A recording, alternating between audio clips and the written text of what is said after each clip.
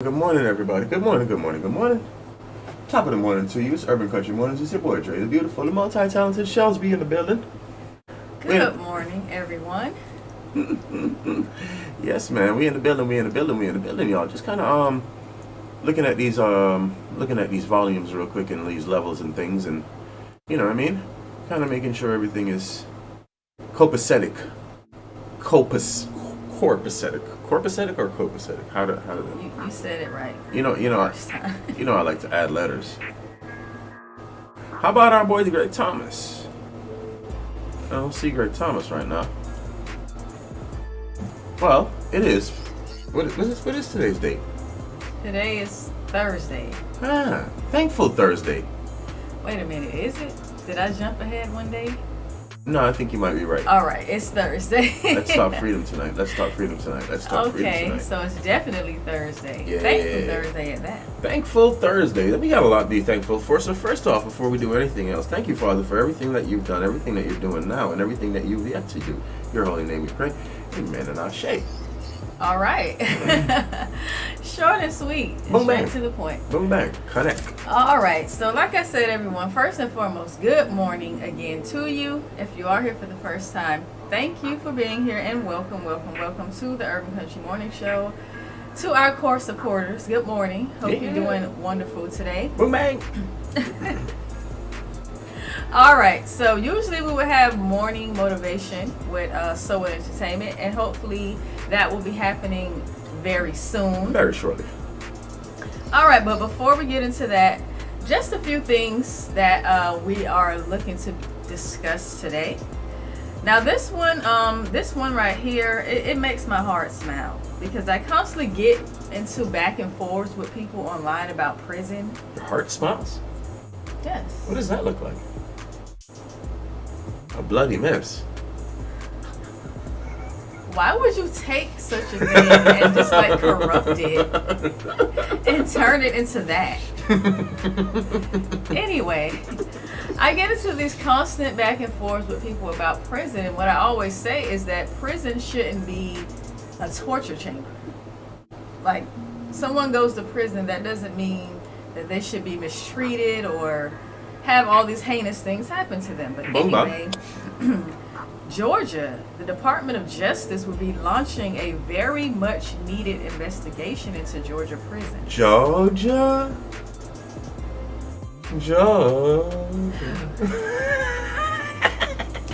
It's gonna be one of those days. I mean, when you hear what is happening inside those prisons, your heart will smile too.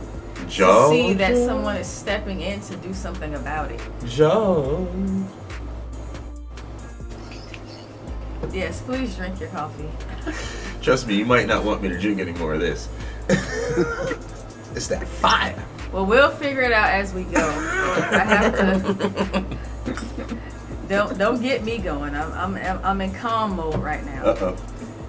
School cafeterias are facing food supply shortages. So we're gonna need to talk about that. And I have. Wait, what? You want me to repeat it? Is a school cafeteria? Wait, what? School cafeterias are facing food supply shortages. Well, what in the ass? Listen, y'all think it's a game out here? I got a whole new mindset right now. We're not gonna starve. Let's just put it that way. I want a new mindset. Where do you buy those from? Greg, come get them, please.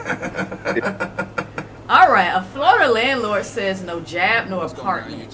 What? Florida.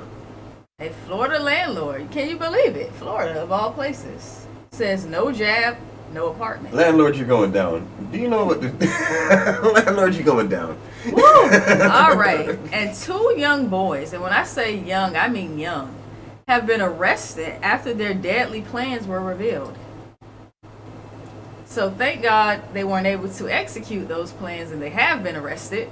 We're talking about young boys. How young? We're gonna get into the story. Whew. Young though. Young Christ boys. almighty.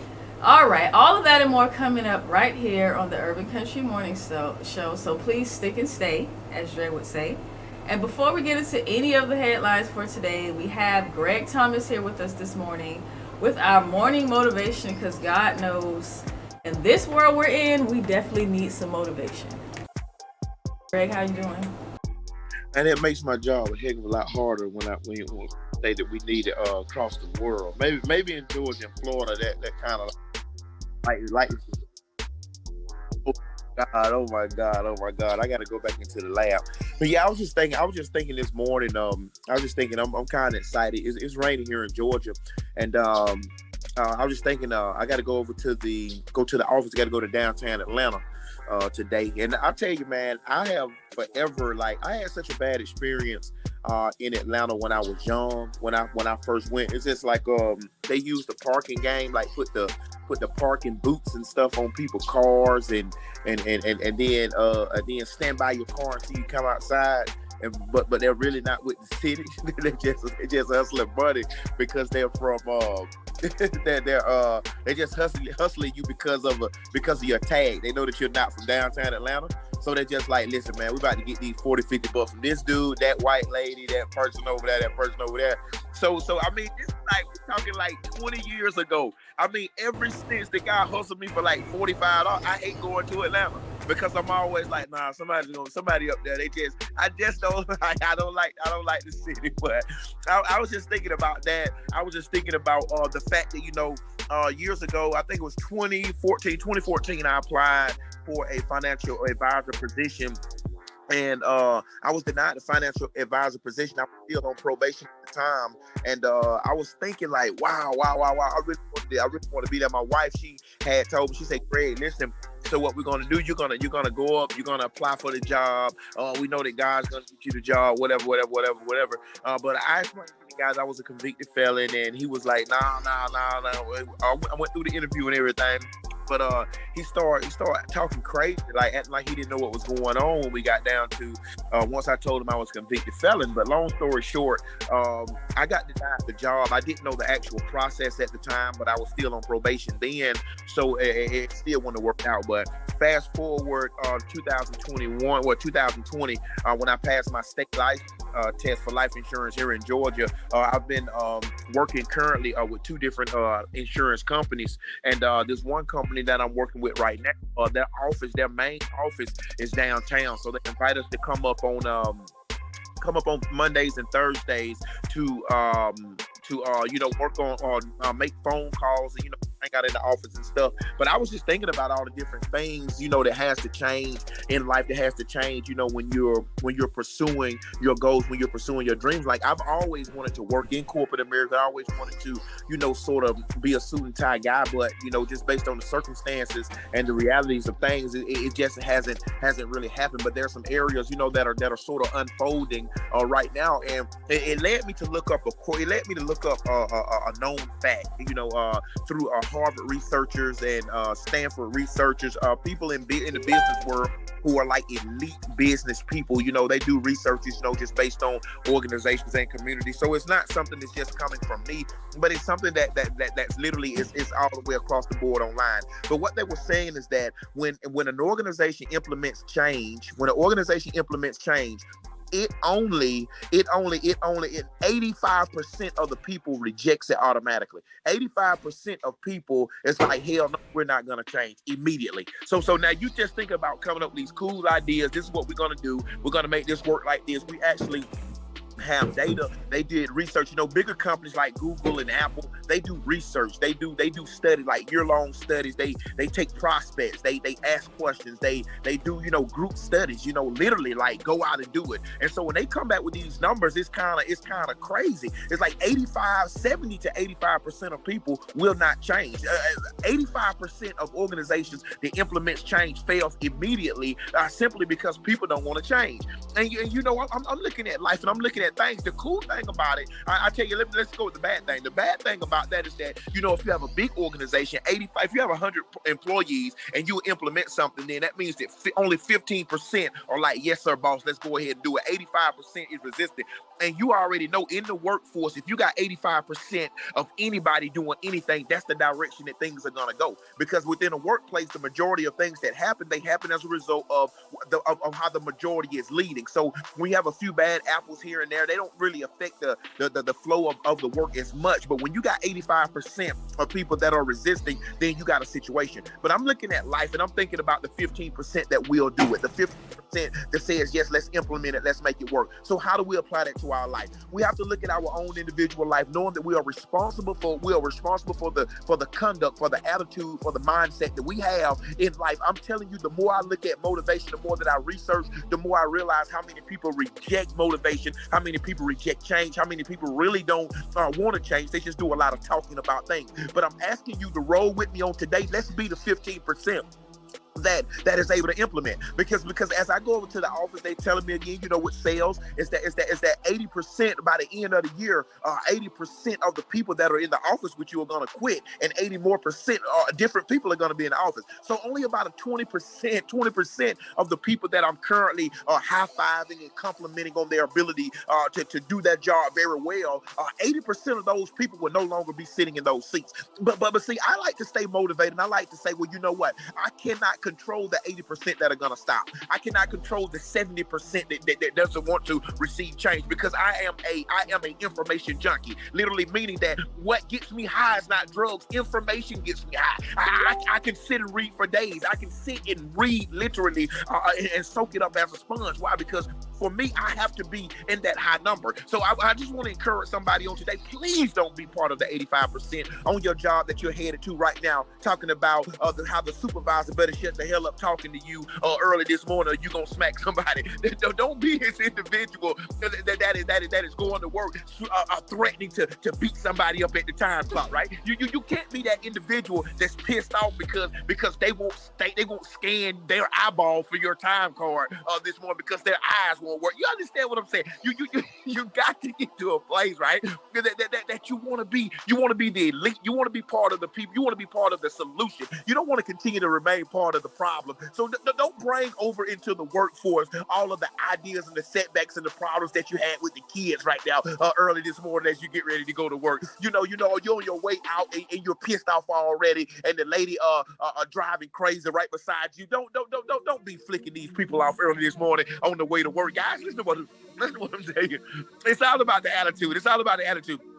We got to go forth on today. We got to be great. You want to be greater. You want to be better than you were yesterday. Then the first thing we've got to do, we got to embrace change. We got to embrace the fact that things are going to have to be modified in our lives, in the lives of the workforce that we're currently in. The cool thing about work right now is they say a lot of people are not going back to work. They literally have stayed home so long, they're not going back. They're becoming self-employed. They're figuring out how to make ends meet without clocking in. And these are innovative ways. These are things that has to take place. The small businesses, they run the world. They run the United States, at least I know. But what I'm saying is that you've got to be innovative. I mean, there's just some things in life that are gonna have to change, but you have to ask yourself, what do you have to do today? Me personally, it's dial day for me. I hate talking on the telephone. I just took Lou Great lost my AirPods, and then he got another pair on his dresser in there. I'm taking those AirPods so that I can go over to the office and I'm gonna use them on the day. So he literally just lied to me and told me that the AirPods won't hook up to my Samsung, my other phone, my Note 10. They won't hook up because it's not an Apple product. And I'm wondering, did you tell me that, Greg, because you didn't want me to take these headphones, or it really didn't work? Well, I went downstairs and reconnected them. So I already put them in the car, guys. I already got them. I already depoted them. They're going to the office with me on this morning. I got to make more phone calls. So last week I made 149 phone calls. I got to double that today. I did a lot of talking. Maybe the people that I was sitting around, maybe they're going to change. Maybe they're like, this dude here, he literally talks too freaking much. But what I'm saying is what I want to do today. Listen, keep laughing, stay motivated, continue to go forward. It's raining up here in Georgia, but at the same time, I got to be a part of this big change. I've got to be a part. I've got to impact this team. I've got to make sure that when I'm in the game, that I make it happen. So my mindset on today is something like a Tom Brady mindset, where it doesn't matter what team I'm on. Damn it, I'm the quarterback, and I'm going to throw this ball. It really doesn't matter if everybody doesn't come to play. As long as I got a tight end, and as long as I got maybe a good running back, a wide receiver, at times they can run out and cut, I'm going to throw this freaking ball. So I'm telling somebody on today, on this, what today is Thursday, on this wonderful Thursday, on this thankful Thursday, listen, guys, be ready to change if you have to. Be ready to change if you have to, because we got to remain at the top. Because remember again, and I'm almost done, Brian Tracy said that once once you get to the top 20, once you get to in the top 20% of sales, you no longer have to worry about finances. So I'm trying to figure out. I'm probably still at that bottom ring right there, but I'm just dreaming and daydreaming about that opportunity, to get into that top 20% and feel what life has to offer in a place where money is not an issue. But on today, I've got to be real. Money is an issue, and I'm gonna have to go ahead and get out of here because I got to get to the office so that I can make some and continue to pay these bills. But I'm Greg Thomas, and I'm here with So What Entertainment, man. And if you want to contact me, if you need motivation for your business, personal motivation, I can't say personal motivation. That means that if women, you can't call me personal for personal motivation. It's like you and your boyfriend, or you and the kids, right?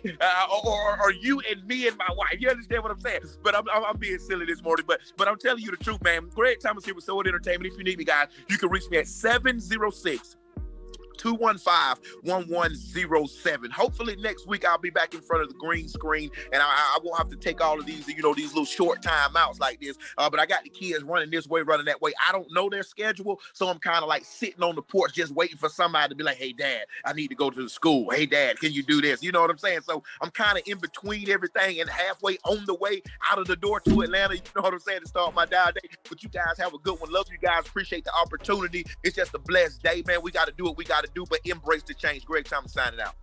Boom, bang, connect. Greg Thomas, everybody. So What Entertainment. It is Thankful Thursday, and if you are just joining us, welcome and good morning. It is bright and early right now, 16 minutes after the hour of 7 a.m. Eastern.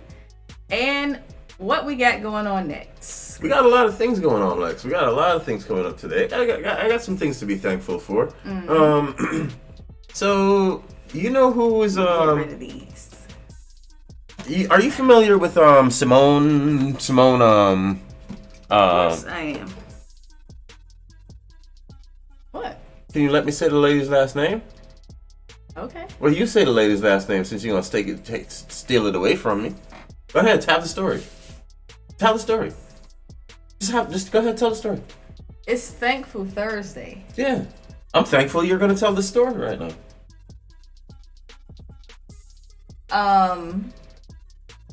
Calm down. I'm calm. Calm down. I'm not trying to tell the story. Continue. Okay, so the gymnast, right? Mm-hmm. So, you guys remember a couple of years ago, or at least about a year ago, there was a lot of talks about Save Our Children, mm-hmm. right? And there was also a lot of talks of, there's a huge problem in this Americas with human trafficking and child abuse and all kinds of ill behavior from the higher ups. And there was a lot of talks about these these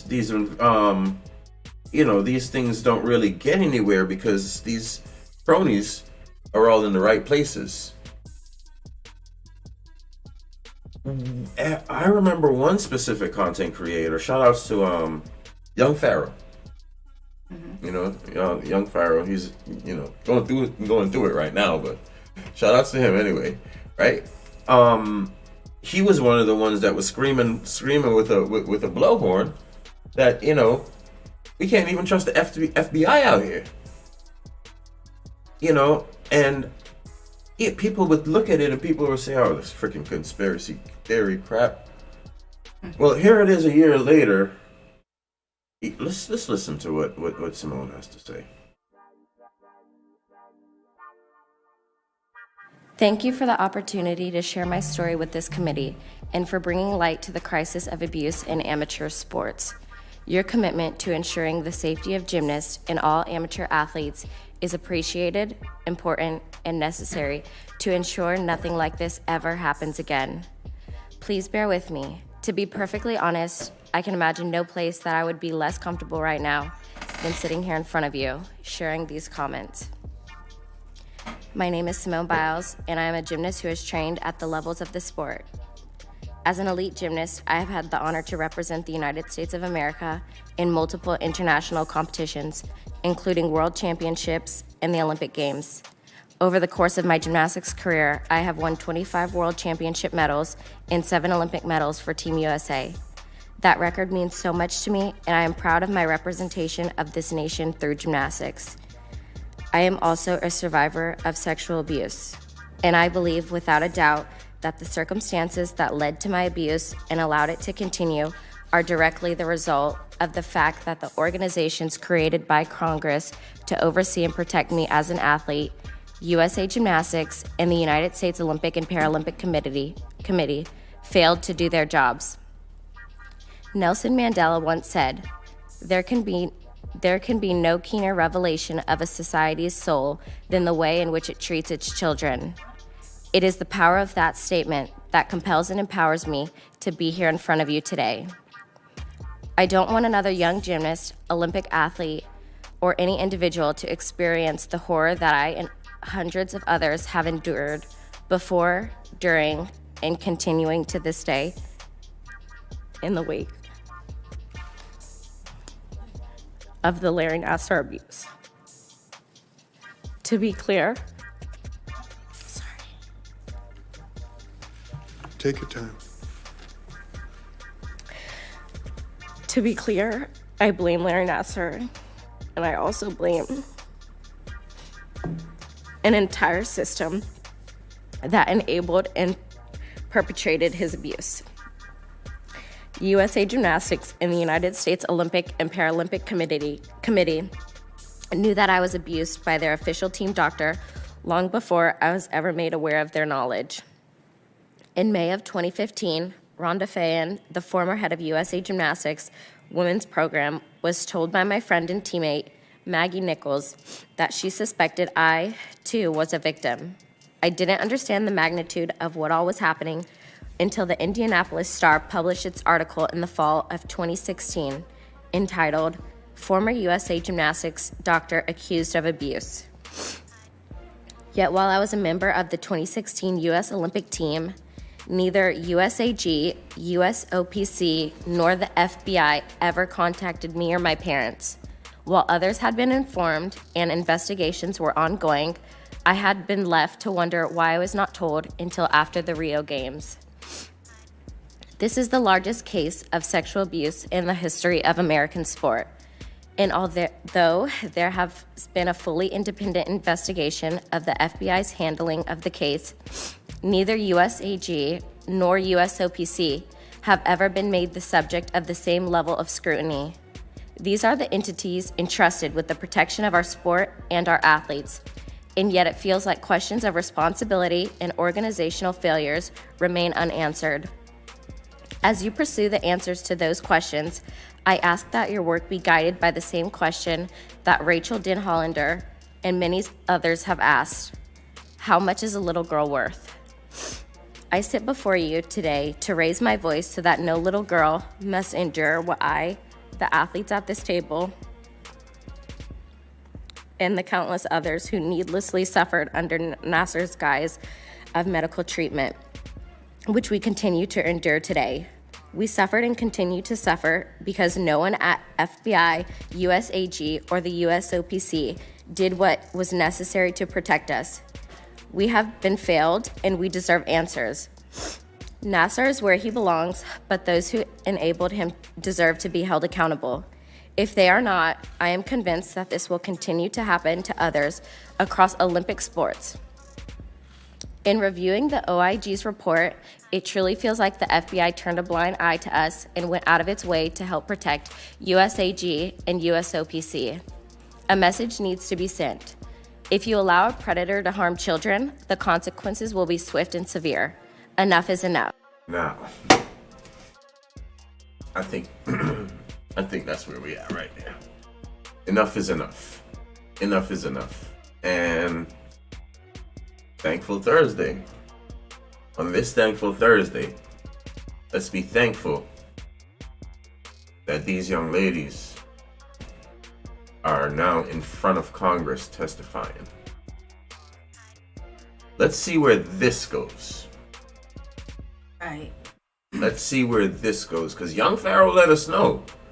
When the news comes out, when y'all, I remember him being specific and saying, listen, when y'all see what I already see, y'all not even gonna be able to trust the FBI. He was like, where do I go? He was reaching out to President Trump like crazy. He was like, where do I go? If I can't even go to the FBI, where do I go?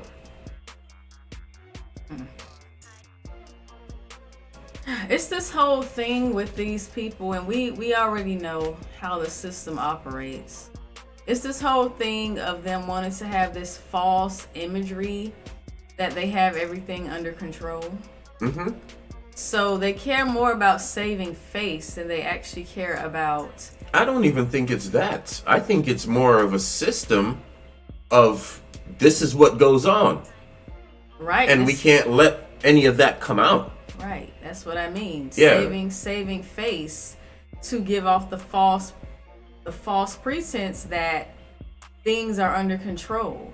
And when they don't acknowledge it and when they don't do what they're supposed to do, then it puts people into a very peculiar situation, because it's like people know that these things are happening, but like the question was asked, where do we go? Right. If the institutions that have been put in place to actually do something are turning a deaf ear to these situations because they're protecting the higher ups that are engaging in these types of things. Right. But now, with internationally recognized people such as Simone and others coming out and kind of, just blowing the lid off of what is going on. Yeah, she was only one testimony, by the way. Mm-hmm. Because when they talk about the no-name child, and I hate to say it that way, but that's just the way that society operates, unfortunately. The little kids that no one really knows who they are, who's been suffering these types of things. Right. People, for some reason, I've had people tell me in comment sections that they can't prove what they're saying. Like, how do you even hear how do you hear this, that someone harmed a child, and your first instinct is to say that they can't prove what's being said? Yeah. You care more about the false illusion that your government is not corrupt than you care about the sanctity of children. Yeah, I mean, you got a serious problem. Listen, man, it's Urban Country Mornings, man. It's your boy Dre, the beautiful, the multi-talented Shells. Listen, that story right there, I'm sorry it started out so sad, right? But at the end of the day, right, we got to bring awareness to these things, right? And let's be thankful that it's getting congressional attention, right? Because hell, if Congress can't change it, you just throw your hands up and go home. If Congress can't change it, throw your hands up and go home, because it's over. Well, I mean, that's when society's gonna have to step in and make these people know they have no safe haven. Yeah. We can't. I mean, real deal. You have no safe haven. If they don't want to give justice from the law, then hey, can they fault people? That's all I'm gonna say. When I mean, FBI is supposed to be the highest freaking officers of the land, ain't they? Maybe Homeland Security might trump them. There's too many compromised people within these institutions, and that's the problem. And it's gonna take courageous people at the end of the day that are gonna say, hey, I know what I'm up against, but I'm gonna stand on principle and some form of integrity. Right. And that's what it's all gonna come down to. And these young women, they told their truth. And I know it couldn't have been easy to sit before all these people and talk about the horrible things that happened to you. Who wants to relive that? Oh my God. But shout outs to them for doing so, because like she said, she would hate to see another, she would love to make sure that no other young child has to go through anything such as the sort. But anyway, listen, it's Urban Country Mornings, your boy Dre. It's 1 minute past towards half of the hour. That makes sense. 1 minute towards half of the hour. 1 minute towards half of the. It doesn't make sense. It doesn't sound right. It doesn't sound like it makes sense. It's 7:30, y'all. I don't know what hour. It's 7:30 on the Eastern Standard Time. I don't know where you listening to the show or watching the show from. But wherever you are listening or watching the show from, make sure you come on over to urbancountryfilms.com, because what happens is I'm going to get into this Sizzla Collinger next. No White God. And, we got to turn off of these Yo, don't seduce to reduce my knowledge, because I will always break those barriers and burn down bondage. Oh Lord God Almighty, grant me all privilege. You see, I have to overcome all the wicked.